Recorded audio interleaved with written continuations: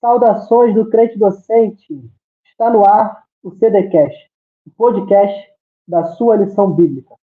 Nós estamos estudando nesse trimestre a revista da Central Gospel, Os Grandes Temas do Fim.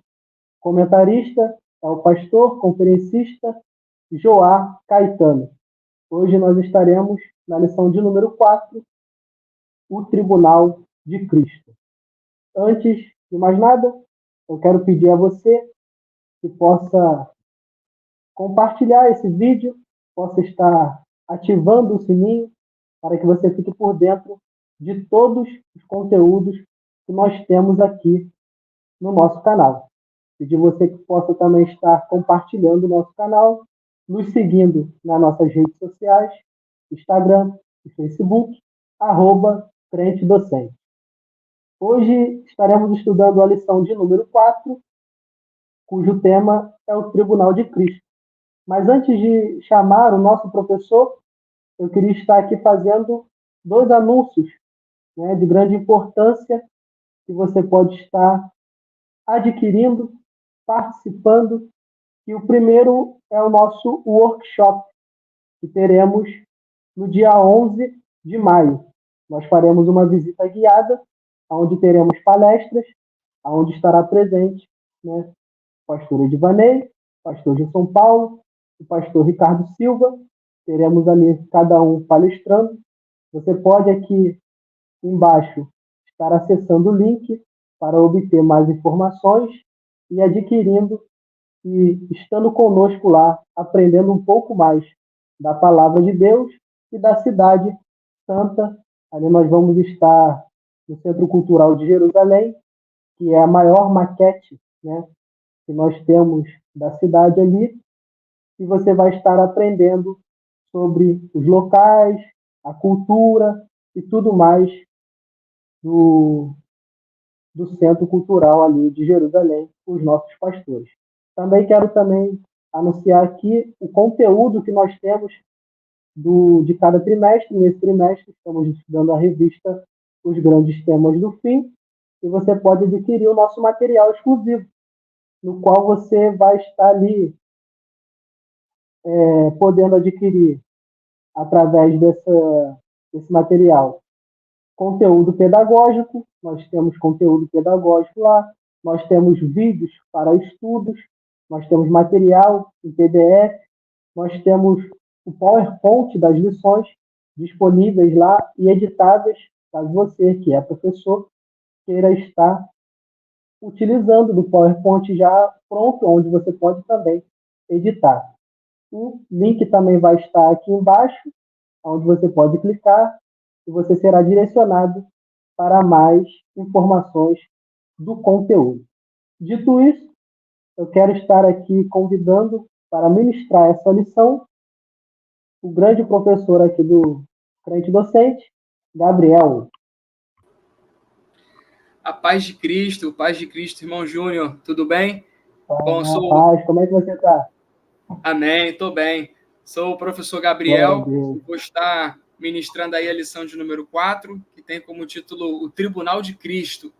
E já para a gente iniciar, eu gostaria de estar lendo primeiramente os tópicos da nossa lição, pode passar, que são lugar e tempo de julgamento, finalidade do Tribunal de Cristo e que Jesus virá com recompensas e galardões. Gostaria também de estar lendo aí o nosso texto áureo, que se encontra lá em Romanos, capítulo de número 14, versículo de número 10. Mas tu, por que julgas teu irmão? Ou tu também, por que desprezas teu irmão? Pois todos havemos de comparecer ante o tribunal de Cristo.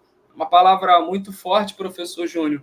E se a gente não tiver a leitura correta das Escrituras, entender o destinatário, entender para quem a carta foi escrita, a gente acaba chegando numa interpretação equivocada acerca dessa fala de Paulo. Por exemplo, será que todos, no sentido literal, inclusive os não salvos, iremos permanecer, iremos estar diante do tribunal de Cristo? Esses são assuntos que a gente vai ver no decorrer da aula, mas por isso que é muito importante que nós venhamos ler a Bíblia de uma forma transversal, que eu venha tentar encontrar Cristo, que é a chave hermenêutica da Escritura, nela toda. Se eu ler um livro de uma forma que venha se aplicar apenas para mim, que eu não venha me preocupar com texto, com contexto, com o que aconteceu antes, o que aconteceu depois, para quem foi endereçada, quem são esses todos? São perguntas que a gente vai ver. Gostaria de estar passando o próximo slide. Então, lugar e tempo de julgamento. O lugar está pronto. O Tribunal de Cristo, ele é um dos 5 juízos que acontecerão no futuro, e ele é o juízo da igreja. No futuro, nós teremos alguns tipos de juízos, seja ele através do juízo dos anjos, acontecimentos do milênio, nós teremos alguns juízos, só que o da igreja, nós que sofreremos, que na verdade não sofreremos, não vamos sofrer nenhum tipo de deterioramento. Na verdade, não seremos nós que seremos julgados, mas sim as nossas obras. Nós não encontramos na Bíblia a localização exata desse tribunal, mas nós sabemos que ele acontecerá logo após o arrebatamento da igreja. É mais um tópico que eu gosto bastante, até mesmo essa questão do arrebatamento, o rapto da igreja, né? Tivemos uma aula fantástica com a professora Daiane aí na lição 3, então nós podemos estar atentos a esse ponto que antecede o tribunal. Por exemplo, se nós cremos no arrebatamento, nós estamos jejuando, estamos nos santificando, estamos buscando mais intimidade com o Senhor, temos consciência do nosso propósito na Terra. E por que isso? Será que é para a gente se deparar com o anticristo? Então, nós vamos ver qual é a linhagem que o pastor João Caetano expõe na revista e até a nossa opinião como igreja. Nós cremos que nós seremos arrebatados, nós não viveremos e não passaremos a grande tribulação. Após sermos arrebatados, nós cremos que teremos o julgamento do tribunal de Cristo, que tem a diferença do trono branco, que na verdade ele não é um julgamento. E aí eu gostaria de estar vendo o próximo slide. No próximo slide, a gente vai estar entendendo que não há referências de onde ele acontece, mas nós acreditamos que vai ser nas regiões celestiais. Porém, como eu estava falando, nós cremos que, na verdade, para muitos será uma cerimônia de premiação, mas, ao mesmo tempo, de recompensa, de galardão, tendo apenas um parênteses. Aqueles cujas obras forem más, terão elas consumidas pelo fogo. E aqui eu começo a pesar, por exemplo, entendi o meu propósito na Terra. Eu creio que o professor Júnior também tem buscado o discernimento do dele, está em alinhamento com o Senhor em relação ao seu propósito. Mas, professor Júnior, qual será a nossa motivação?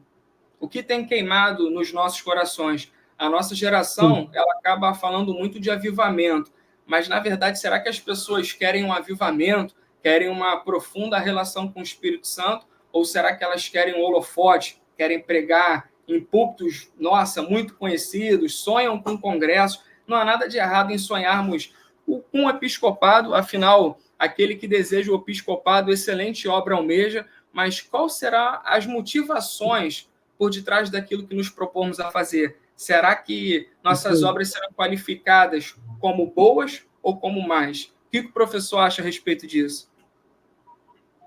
Isso já me fizeram muitas perguntas acerca disso, né? Que a gente, quando se trata do Tribunal de Cristo, a gente sempre faz aquele questionamento. Você pode, às vezes, achar que está no caminho correto, mas será que é aquilo que Deus tem proposto para a sua vida? E aí você precisa ter esse discernimento para você estar sempre alinhado com a vontade dele, para que no grande dia do juízo, né, no galardão, para receber galardão, porque você vai receber de acordo com aquilo que você obedeceu, que ele determinou para que você cumprisse, né, digamos assim. Então, as pessoas às vezes acham que é simplesmente quanto mais eu fizer, maior será o meu galardão. A bem da verdade que não. A obediência, né, o caráter em Cristo Jesus, e foi o que você falou muito bem. O seu coração está voltado para quê? Né? Aí nós precisamos entender isso. Você discorreu muito bem. Você disse isso, Gabriel. Eu queria fazer aqui uma breve pergunta rapidamente.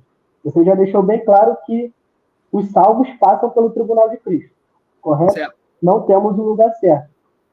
Você acha que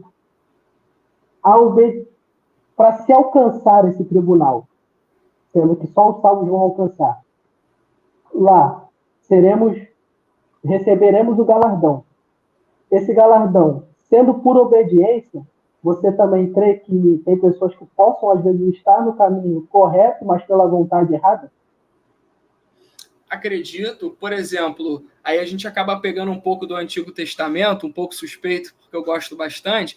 A gente vê o rei Saul. Eu tenho uma certa opinião sobre isso, não gosto quando as pessoas desdenham dele. Ele foi um homem que tinha todos os atributos para romper em Deus, mas o segredo dele estava exatamente aí, na obediência. Qual que é o problema? Saul foi ungido rei, e aí como acontece conosco, às vezes nós recebemos a unção, temos uma direção, mas no meio do caminho deixamos de fazer e cumprir uma coisa crucial, a obediência e entender o que Deus quer, porque eu posso estar tendo resultados no reino, mas não estar de acordo com a vontade de Deus. Saul era um homem assim.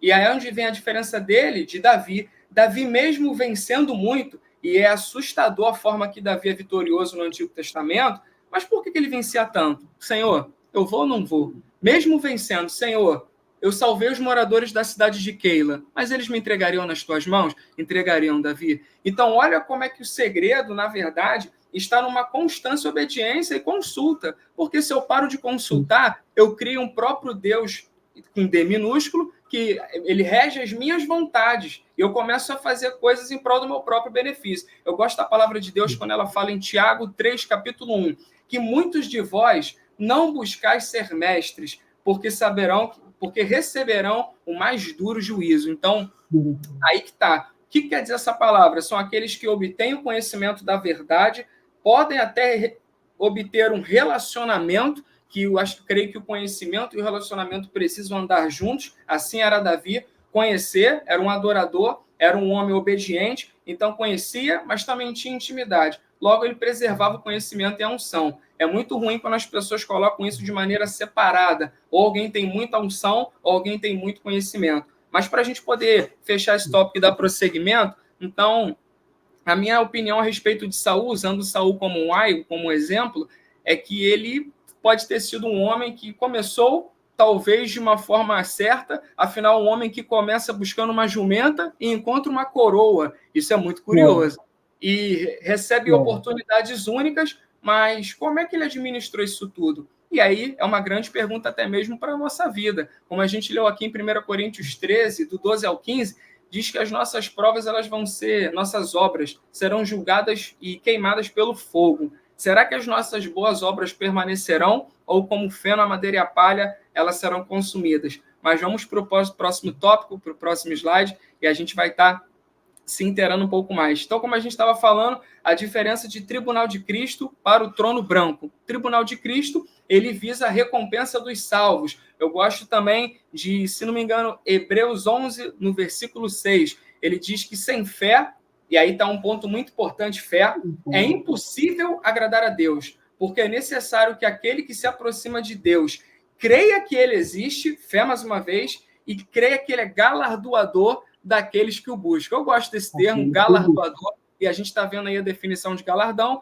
é recompensa dada por Jesus aos salvos que não tiveram as suas obras corrompidas, né, consumidas pelo fogo. Se dará no futuro, pois apesar de ninguém ser salvo pelas obras, seremos julgados por elas. E aqui é só um tema para a gente poder comentar, não para se aprofundar, mas rola até entre os estudiosos aquela questão do debate de Paulo e Tiago. Mas Paulo ele vem visando a justificação pela fé e Tiago ele vem ali falando das obras. Na verdade, ali não há nenhuma incongruência. Tiago, ele diz o quê em Tiago 2,17? Que a fé sem obras é morta. Ou seja, como é que eu vou manifestar a minha fé se eu sou um cristão teórico? Se eu abro a boca na igreja para dizer que Deus é grande, que eu creio, que é um milagre, às vezes a nossa fé ela acaba parecendo irresponsável aos olhos dos outros. Eu tenho até conversado isso aqui em casa, é o exemplo de Abraão. Que homem em sã consciência sacrificaria o seu próprio filho? Que homem em sã consciência chegaria ao máximo da obediência por Deus? Ele não questionou, ele não disse, poxa, mas eu vou levar o meu filho. Não, ele creu. Mas por quê? Lá no final do texto ele nos explica isso, que na verdade ele creu que Deus era poderoso para ressuscitar o seu filho. Afinal, era o filho da promessa. Então, assim, essa questão muito poderosa, a questão da extrema obediência, e não é uma obediência cega, como eu falei aqui, na questão como os outros olham, não é que é a verdade, da fé irresponsável. Na verdade, ela não é responsável, mas somente nós, com a leitura da palavra correta e a intimidade com Deus, sabemos as coisas que Deus nos pede. Por exemplo, falar a verdade é uma coisa básica para todo cristão, mas muitas vezes ela pode colocar uma espada na sua garganta. Principalmente, agora citando aqui, nosso meio de trabalho. Quem não trabalha no ambiente cristão, e eu já trabalhei, a gente sabe como é que é essa questão da espada na garganta. As pessoas não são cristãs, não são pautados pelos mesmos princípios que nós e nos pedem para fazer muitas das vezes coisas que, se nós não estivermos atenados na palavra, a gente acaba cedendo no dia a dia. E é aí que, como a gente citou Saul, que entra o nosso erro, até mesmo relacionado às obras. Isso. Isso é muito interessante, porque a fé, ela vem acompanhada das obras, mas a obra sozinha não pode fazer nada. Obra não salva. O que salva é a fé mediante em Cristo Jesus, né? No ato da cruz. Então, quando você tem fé em Cristo Jesus, você faz a obra. Mas, como você bem citou, a questão de Saul, por exemplo, nós entramos no quesito até dos fariseus. João 7 vai dizer que eles oravam para serem vistos. Não oravam para Deus. Eles oravam para que os outros pudessem ver eles orando. Então, por isso eles oravam em público. Porque eles queriam ser vistos para que os outros olhassem para eles e pensassem que eles eram superiores. Ou seja, o foco deles era somente as obras. Eles queriam fazer somente para quê? Para benefício próprio. Quando, na verdade, a obra ela vai ser algo que vai acompanhar a fé. Porque quando você tem fé em Cristo, você realiza tudo aquilo que ele pediu. Aí você faz o bem, você, né, doação, por exemplo, é uma obra que vem acompanhada da fé, e aí você entra em diversos pontos, né? Sim, sim, e é até mesmo interessante, como você bem citou, na questão da fé e das obras. O justo viverá pela fé. E aí a gente entra num tópico muito interessante. Qual é? Caráter transformado. Cristão é aquele que tem o seu caráter transformado. Eu gosto agora, fazendo uma analogia com fogo, o fogo que vai provar as nossas obras. Na verdade, se nós fazemos uma aplicação ao dia de hoje, Cristo está a todo momento olhando para o nosso coração, como diz lá em João 4, com a mulher samaritana. O que ele diz? Que o Pai procura os adoradores que o adorem em espírito e em verdade. Então ele procura. Como é que está a nossa adoração? Até mesmo em meio às lutas, questão de estudo, questão de aplicação à palavra, isso tudo é uma bênção. E nem a oração é sem a palavra, nem a palavra é sem a oração. Mas a adoração é uma arma poderosa também, e é onde o Senhor, ele sonda o nosso coração. Então, a gente trazendo essa questão da fé, é a questão do caráter transformado. Eu posso falar em língua estranha, eu posso, orar, ser usado e tudo, mas o seu caráter é transformado. Afinal, o que a palavra também nos diz nos evangelhos? Que naquele grande dia, muitos chegarão falando, Senhor, Senhor. E o que ele vai falar? Apartai-vos de mim que eu não vos conheço. Eles tinham obras. Eles, por exemplo, milagres, expulsar demônios, mas qual foi a motivação?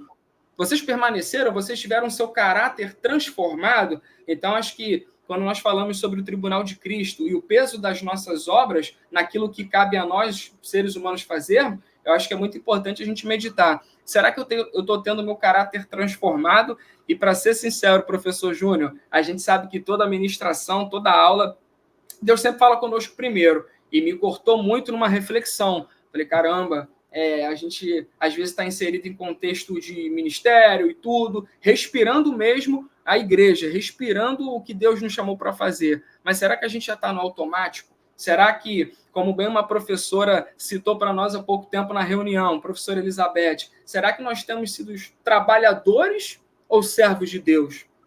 Será que eu estou vendo o reino de Deus como um fardo a ser cumprido ou tenho prazer no ministério que Deus me deu, ainda que sofra prisões, sofra tribulações, porque quando eu tiro o fardo e coloco o amor, que Paulo diz que o amor ele é maior do que a fé e do que a esperança. O que ele diz em 1 Coríntios 13, lá no final? Que desses três permanecem a fé, a esperança e o amor, e dentre eles o amor é o maior. Então, quando eu coloco o amor, eu tenho esperança, eu consigo, em Cristo, sendo capacitado por ele, sobrepujar a adversidade que se eu não tivesse com o coração em Deus e com o meu caráter transformado, não conseguiria. Logo, minhas obras seriam reprovadas. Então, eu coloquei aqui também como slide 1 Coríntios 13, do 12 ao 15, peguei da versão NVI, que é a versão que a gente tem feito a nossa leitura, que se alguém constrói esse alicerce usando ouro, prata ou pedras preciosas, madeira, feno e palha, a sua obra será mostrada, porque o dia trará luz e ela será revelada pelo fogo. O fogo provará a qualidade da obra de cada um. E o resto do texto discorre sobre tudo que nós conversamos, sobre a questão da permanência, sobre a questão da nossa obra sendo consumida, sendo as mais obras, nós iremos sofrer detrimento, e aí é um ponto importante a gente falar também. Cheguei no tribunal de Cristo, salvação não perco, só os salvos vão para o tribunal, mas você pode perder o galardão. Como é que foi a tua motivação? E aí a gente vai ver as mais obras e as boas no próximo slide, onde fiz uma separação. As boas obras nós lemos agora, ouro, prata e pedras preciosas, e as mais obras, madeira, feno e palha. Pode passar o próximo slide, onde a gente vai estar adentrando agora no nosso próximo tópico, e é onde é um tema muito interessante, porque nós vamos discorrer, além do que a gente falou de tudo até aqui, a minha motivação e tudo, quais são as finalidades? Na verdade, o que tem queimado assim no meu coração? Como a gente conversou aqui até agora, será que as minhas finalidades são de fato o que Deus me deu ou as minhas próprias convicções? E eu gosto quando a gente fala dessa questão das minhas finalidades, eu vou voltar lá agora no nosso texto áureo quando a gente falou do todos, quando a gente adentrou falando sobre o apóstolo Paulo. Quando nós falamos todos, é importante a gente entender o contexto ali de 2 Coríntios, no capítulo de número 1, versículo de número 1, que Paulo escreve à igreja de Acaia. Então, na verdade, ali o todos são todos os crentes em Jesus. Não são aqueles que, os ímpios, ou então... Não, ímpio é trono branco. Ímpio é final, trono branco é juízo. E a gente vai adentrar também nessa temática do trono branco, que estará aí no próximo slide, pode passar. Aqui, a palavra tribunal, ela nos remete, como a gente falou, ou é condenação ou absolvição. E a gente vai ver isso relacionado ao trono branco, que é a condenação, e a absolvição, que na verdade nem seria absolvição no caso do tribunal de Cristo, mas sim uma premiação.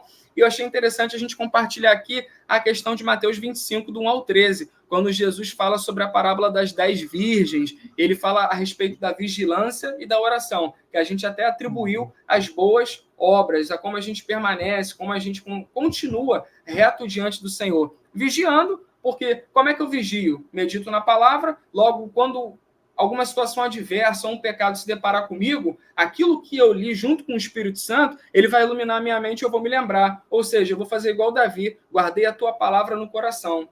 Está guardada no coração, quando vier a adversidade, eu vou combater com a palavra. E a questão da oração, porque se nós não orarmos, como a gente falou, a questão da busca, a questão da consagração, a questão até mesmo da santificação, nenhuma sem o outro.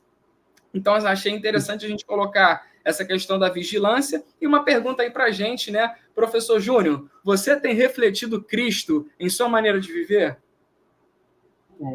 Isso aí é forte, hein? Forte. E eu creio que,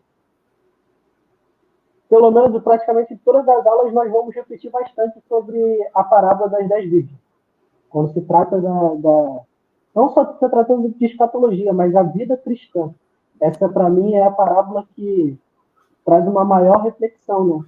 Porque ela repete justamente você permanecer fiel, firme ali, aguardando a vinda do nosso Senhor e Salvador Jesus Cristo.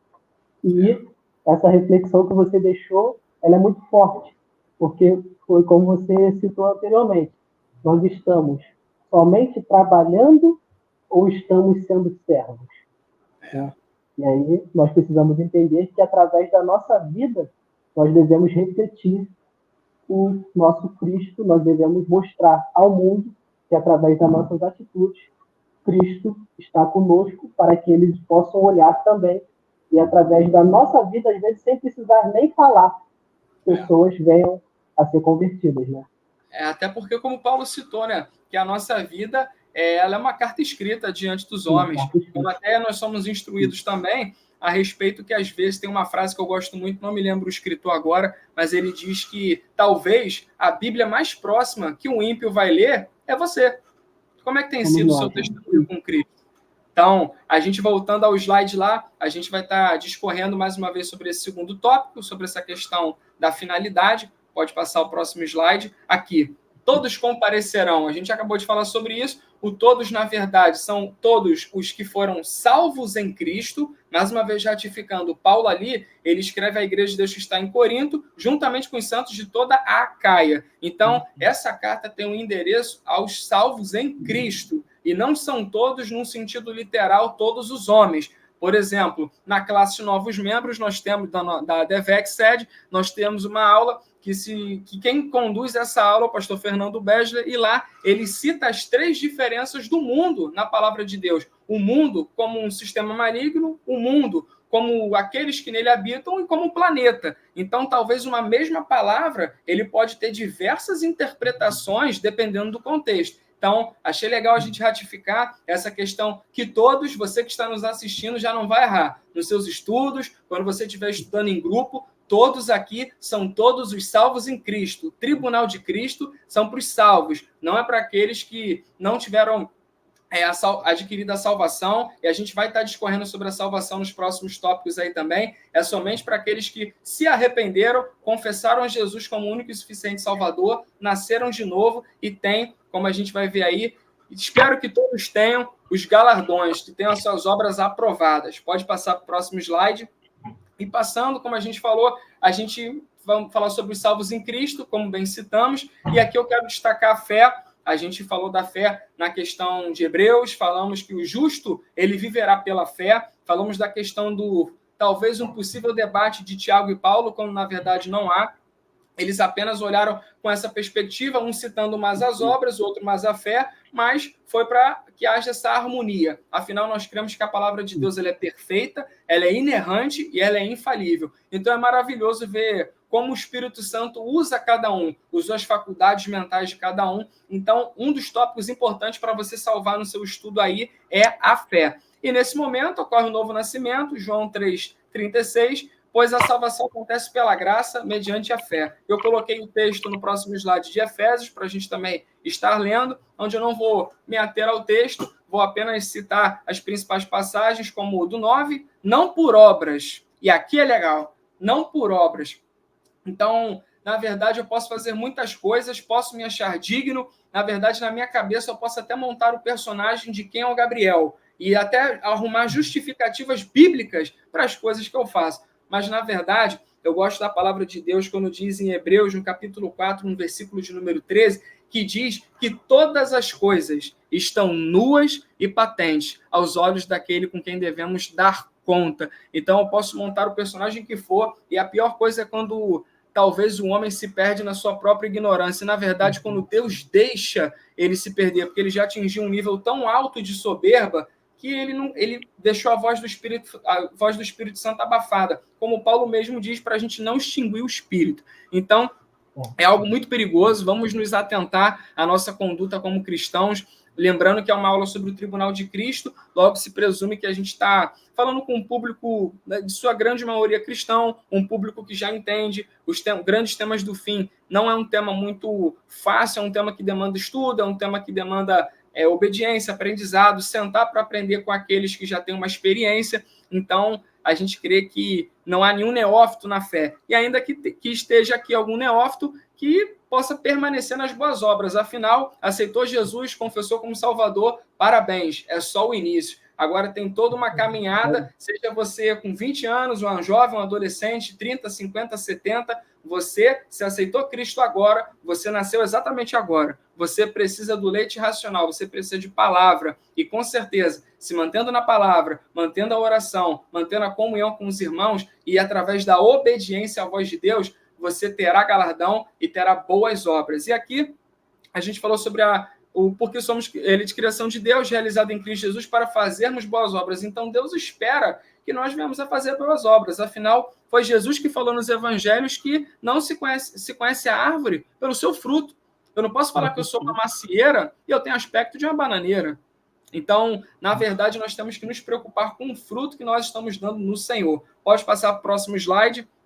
Aqui no próximo slide, vou pincelar rapidamente sobre o trono branco. É uma lição que o nosso professor e pastor Edivanei dará no último capítulo, alguém que, poxa, vai esmiuçar o tema, conhece muito melhor do que eu. Ele é o julgamento para condenação. Aqui serão julgados os pecadores que não se arrependeram, foi como a gente falou. A única diferença é que tribunal de Cristo, a igreja foi arrebatada, tribunal, depois bodas, e nesse período das bodas tem aquele período da grande tribulação aqui para aqueles que ficaram na terra.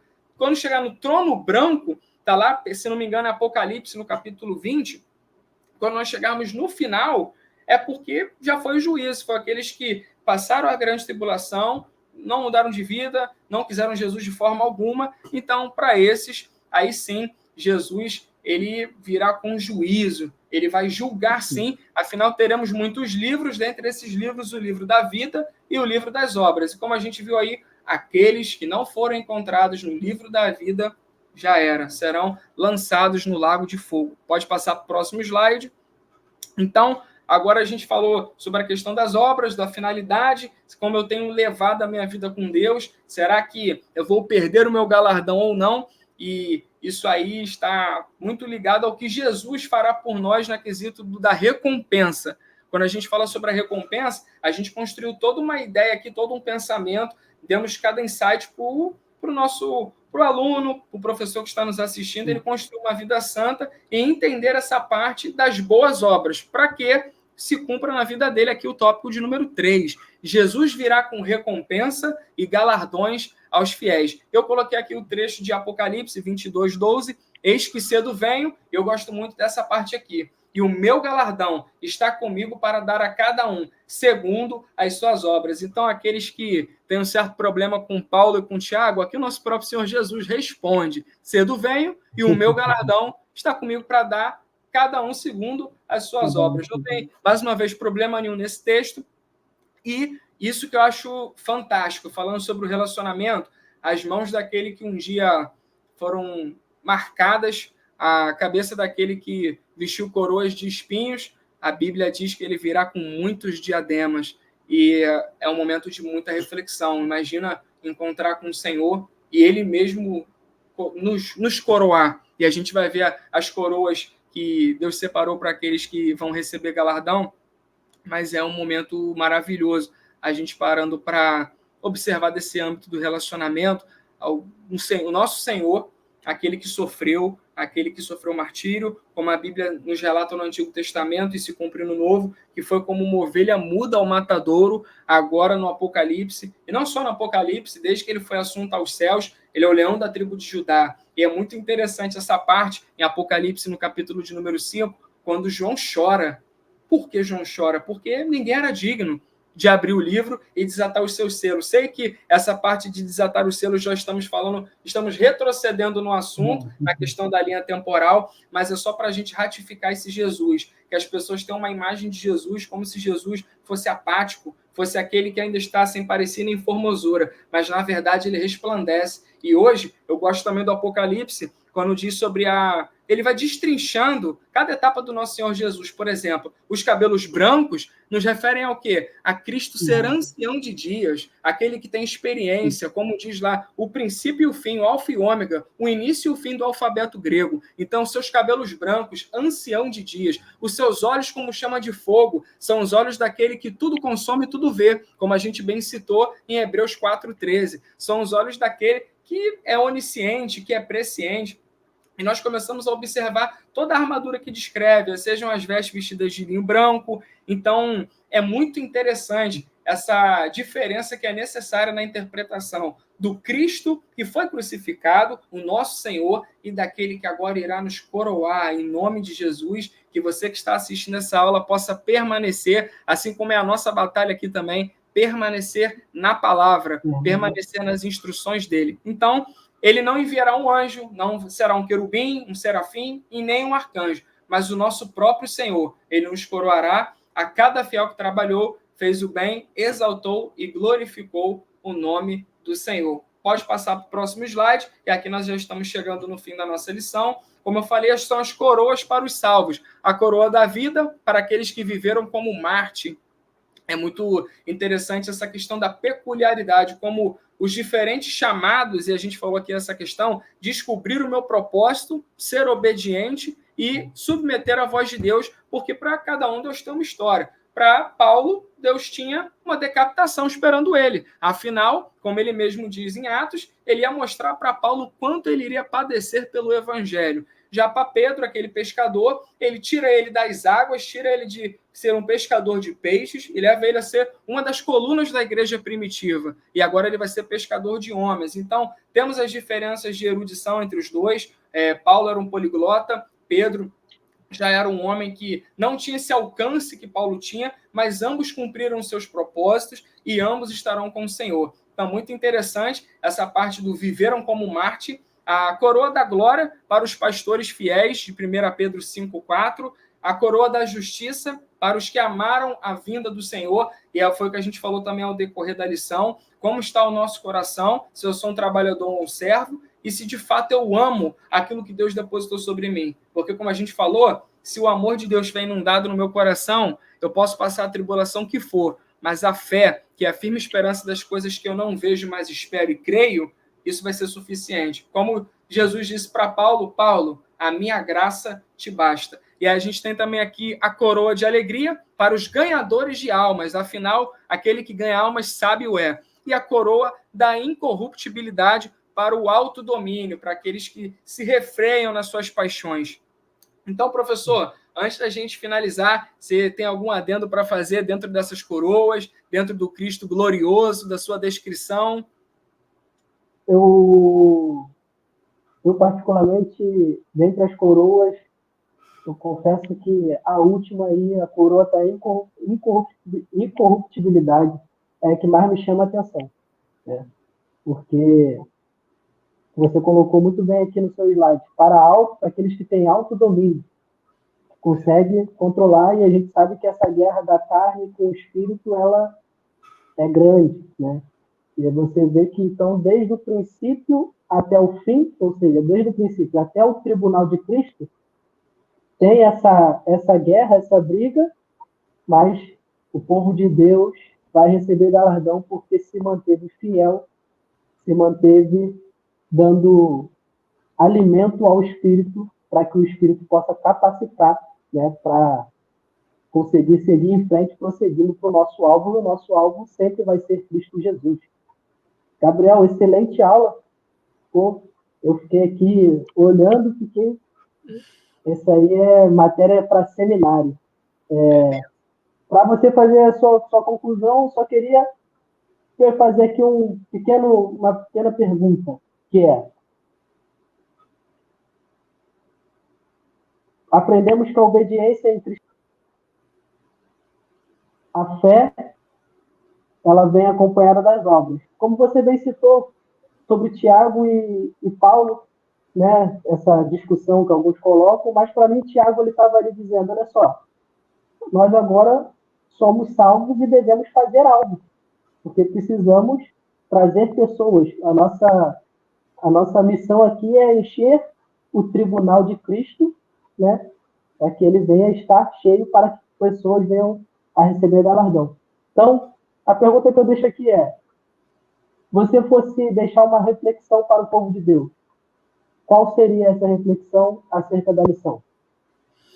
Se eu fosse deixar uma reflexão, nos atentemos à nossa maneira de viver, nos atentemos ao que Deus fala de nós e não o que nós achamos que Ele está pensando. Afinal, Jeremias 29:11 diz: bem sei eu que pensamentos eu tenho a respeito de vós, pensamentos de bem e não de mal, a fim de vos dar o fim que esperais. Então, que a nossa esperança esteja nele, que nós vamos estar nos relacionando com ele, ouvindo ele. Afinal, que mais se repete no Apocalipse é: ou quem tem ouvidos, ouça o que o Espírito diz às igrejas. Não ouça a carnalidade no homem, não ouça o que você quer ouvir, não ouça até mesmo a sua vontade. Ouça o que o Espírito diz à igreja.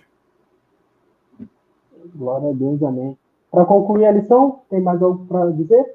Tem. Para concluir, eu queria deixar aqui para os irmãos o trecho de 1 Coríntios 15:58. Eu usei NVI durante a aula toda, mas, como bom assembleiano, não resisti ao Almeida. E eu gostei muito dessa versão, como ele explicitou: portanto, meus amados irmãos, sede firmes, constantes, sempre abundantes na obra do Senhor, sabendo que o vosso trabalho não é vão no Senhor. Deus abençoe a sua vida, seu ministério e a sua família.